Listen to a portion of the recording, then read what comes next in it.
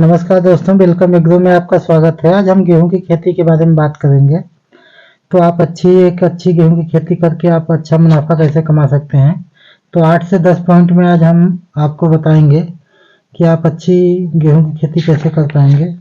इसमें बुआई का समय, तापमान व खेत की तैयारी, बीज की मात्रा, उन्नत किस्में और बीज उपचार, बुआई का तरीका, उर्वरक एवं खाद प्रबंधन, सिंचाई, फसल सुरक्षा व कीट प्रबंधन, फसल की कटाई, सारी चीज़ों को कवर करेंगे। तो बने रहें आप वीडियो के लास्ट तक, स्किप ना करें दोस्तों। अगर हमारे चैनल पे आप नए हैं तो चैनल को सब्सक्राइब जरूर करें और वीडियो को लाइक भी करें। तो शुरुआत करते हैं किसान भाइयों बुआई का समय। तो गेहूं के जो बुआई का उचित समय होता है 10 अक्टूबर से 15 दिसंबर तक होता है। ये फसल अवधि की बात करें तो ये 140 से 150 दिन की फसल अवधि होती है। 140 से 150 दिन में पक के तैयार हो जाती है कटाई के लिए। तापमान और खेत की तैयारी की बात करें तो किसान भाई गेहूं की बुआई के समय 20 से 25 सेल्सियस तापमान की आवश्यकता होती है और कटाई के समय 25 से 30 सेल्सियस तापमान होना चाहिए। और गेहूं की बुआई के लिए जिस खेत का चयन आप कर रहे हो उसमें जल निकास की उचित व्यवस्था होनी चाहिए और मिट्टी का पीएच मान 6 से 8 के बीच होना चाहिए। गेहूं की बुआई से पहले 1 एकड़ खेत में 4 से 6 टन हमें सड़ी हुई जो गोबर की खाद होती है वो हमें डाल के, और 2 से 3 केजी जो ट्राइकोडर्मा आता है उसके ऊपर डाल के हल्की जुताई कर देनी चाहिए, जिससे वो मिट्टी में मिल जाए गोबर और ट्राइकोडर्मा। इससे फंगस जनित बीमारियां नहीं होंगी। और बीज की मात्रा की बात करें तो किसान भैया गेहूं के 1 एकड़ खेत के लिए 30 से 35 केजी बीज की आवश्यकता होती है। और उन्नत किस्मों की बात करें तो इसमें बहुत सारी उन्नत किस्में हैं। आपके यहाँ जो भी अच्छी हो आप उसका चयन कर सकते हैं। इसमें से हम आपको 8-10 किस्मों के नाम बताएंगे। जो पहले नंबर पे है किसान भाइयों वो है श्री राम सुपर 303। ये 110 से 120 दिन में पककर तैयार हो जाती हैं। इसमें कल्लों की संख्या की अगर बात करें तो इसमें 18 से 20 कल्ले प्रति पौधे होते हैं। और पैदावार की बात करें तो ये 25 से 28 कुंटल तक पैदावार देता है प्रति एकड़। और इसकी खेती मुख्य रूप से यूपी, एमपी, बिहार, असम, उत्तराखंड, पंजाब, हरियाणा राज्यों में मुख्य तौर पे की जाती है। और जो है दूसरी जो उन्नत किस्में हैं किसान भैया ये श्री राम सुपर 111 के नाम से आती है। 80 से 90 दिन में पक कर तैयार हो जाती है। और जो इसके अलावा है HD 2967 की किस्म आती है। ये 140 से 150 दिन में पक्का तैयार हो जाती है। इसकी पैदावार की बात करें तो ये 22 से 23 कुंटल प्रति एकड़ की पैदावार देती है। और जो इसके अलावा जो उन्नत किस्में हैं ये PBW की आती है 343। ये 140 से 150 दिन में पक्का तैयार होती है। ये भी 22 से 23 कुंटल प्रति एकड़ की पैदावार देती है।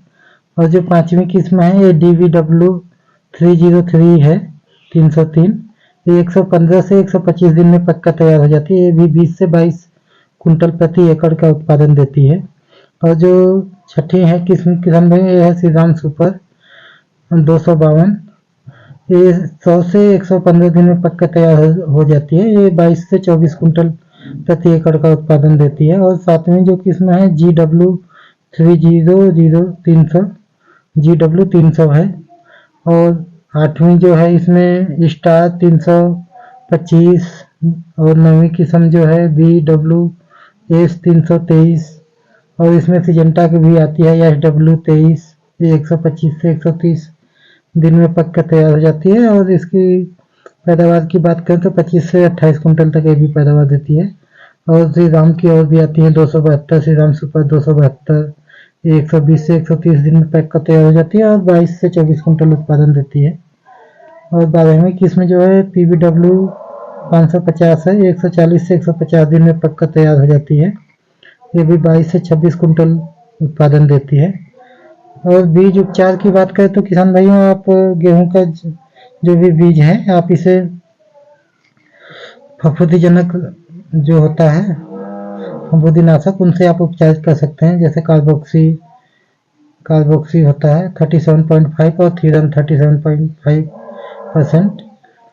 इसका 3 ग्राम प्रति केजी बीज के हिसाब से आप इसे उपचारित कर सकते हैं। इससे फफूंदीजनक रोग नहीं होंगे, फंगस जनित रोग जो होते हैं। और बुआई की तरीके की बात करें तो किसान भैया गेहूं की बुआई 2 तरीके से की जाती है।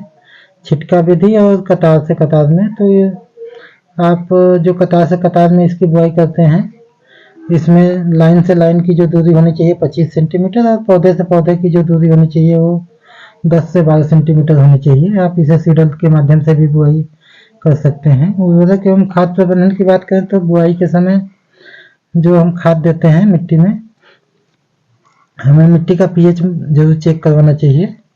मिट्टी की जांच करवा के उससे पता पड़ जाता है कि हमें कौन सी खाद देनी चाहिए। अगर पीएच ज़्यादा है, 8 के आसपास है, तो हमें डीएपी की कम मात्रा देनी चाहिए और एसएसपी की ज़्यादा मात्रा देनी चाहिए। और 7 से कम है तो हमें डीएपी की ज़्यादा मात्रा देनी चाहिए और एसएसपी का कम देना चाहिए, क्योंकि एसएसपी का जो पीएच होता है वो 7 के लगभग होता है और डीएपी का 8 के आसपास होता है। तो मिट्टी की जांच कराने के बाद जो हम खाद दे देंगे वो बैलेंस रहता है हमारा। तो इसमें जो खाद हम डालेंगे किसान भैया, 2 से 3 साल में हमें एक बार मिट्टी की जांच करवा लेनी चाहिए। फसल बुआई के समय 1 एकड़ खेत में 6 से 8 केजी कार्बोफ्यूरॉन, 50 केजी डीएपी और 35 KG MOP muriate of potash और 25 केजी नाइट्रोजन और 50 केजी एसएसपी, ये सब हमें बेसल डोज में दे देनी चाहिए। और बुआई के 20 से 25 दिन बाद 1 एकड़ खेत में 25 KG nitrogen plus 3 KG sulphur का हमें प्रयोग करना चाहिए। बुआई से 40 से 50 दिन बाद एनपीके 19-19 जो आता है, इसका 10 ग्राम प्रति लीटर के हिसाब से घोल बना के हमें स्प्रे करना चाहिए। और बुआई के 90 से 95 दिन बाद जो होता है, एनपीके 05234 और बोरान 2 ग्राम प्रति लीटर बोरान और 10 ग्राम प्रति लीटर 05234 जो एनपीके आता है, इसका हमें घोल कर स्प्रे करना चाहिए। और सिंचाई की बात करें तो किसान भाइयों, गेहूं में 5 से 6 सिंचाई की आवश्यकता होती है, जो कि 20 से 25 दिन के अंतराल पर हमें सिंचाई करते रहना चाहिए। और फसल सुरक्षा व कीट प्रबंधन की बात करें तो किसान भाइयों, इसमें ज़्यादातर जो रोगों का प्रकोप होता है, दीमक, चूहा, तनाछेदक, पत्ती धब्बा और करनाल बंट, गेहूं में कंडुआ रोग जिसे लूज स्पॉट कहते हैं, पत्तियों का पीलापन, यही रोग देखने को मिलता है। अगर दीमक का प्रकोप है तो इसमें क्लोरोपाइरिफास का हमें यूज करना चाहिए, इससे दीमक खत्म हो जाता है। और चूहे के लिए जिंक फॉस्फाइड जो आता है पाउडर रूप में होता है, इसे आप मुरमुरे में मिला के या किसी फल में, अमरूद या किसी चीज़ में मिला के, आप जिस रास्ते से चूहे आते जाते हों पता चल जाता है गेहूँ में, आप वहीं पे रखना चाहिए, उससे चूहे खत्म हो जाएंगे।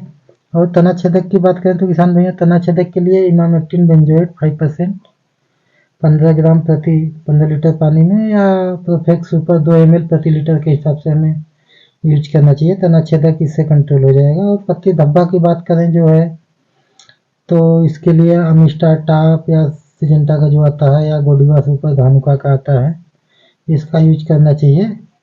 ये फंगस जनित बीमारियों को 100% कंट्रोल कर लेती हैं। और करनाल बंट की बात करें तो इसमें भी आपको गोडिवा सुपर और सिजेंटा का जो आता है अमिस्टार टाप, ये कंट्रोल कर लेगा। इसमें एजोस्ट्रोबिन 18.2% और डाइफेनाकोनाजोल 11.2% होता है। और गेहूं में जो लूज स्पॉट जो होता है, कंडुआ रोग जिसे बोलते हैं, ये धानुका का गोडिवा आता है, गोडिवा सुपर और सिजेंटा का मिस्टार टाप, एचपीएम का भूमिपुत्र, इनमें से कोई एक का आप स्प्रे करेंगे, कंट्रोल हो जाएगा ये। और पत्तियों में जो पीलापन होता है किसान भाइयों, तो इसका गेहूं में ज़्यादा देखने को मिलता है। इसके लिए आप ध्यान रखें कि गेहूं के खेत में पानी ना लगने पाए, हल्की सिंचाई की आवश्यकता होती है। ज़्यादा पानी लगने पर भी पत्तियां पीली हो जाती हैं, तो इसके लिए आप नाइट्रोजन और सल्फर का छिड़काव कर सकते हैं। 25 केजी नाइट्रोजन और 2 से 3 केजी सल्फर प्रति एकड़ के हिसाब से, इससे जो पत्तियों में पीलापन है वो समाप्त हो जाएगा। और फसल कटाई की बात करें तो किसान भैया, गेहूं की फसल की कटाई का कोई निश्चित समय नहीं है, क्योंकि ये बीज और बुआई के तरीके पर निर्भर करता है। गेहूं की कटाई से पहले बाली को हाथ में मसल कर देखें कि बाली पूरी तरह से पकी है या नहीं। गेहूं की कटाई आमतौर पर मार्च और अप्रैल 15 मार्च और 15 अप्रैल के बीच शुरू हो जाती है। फसल पकने पर पत्तियां सूख जाती हैं और बालियां सुनहरी और पीली पड़ जाती हैं। इससे आप अंदाज़ा लगा सकते हैं गेहूं हमारा काटने लायक हो गया है, आप कटाई शुरू कर सकते हैं। तो किसान भाइयों, मैं ज़्यादातर गेहूं की खेती की जानकारी दे चुका हूं। अगर आपका कोई सवाल हो तो हमें कमेंट के माध्यम से आप पूछ सकते हैं। धन्यवाद किसान भाइयों वीडियो देखने के लिए।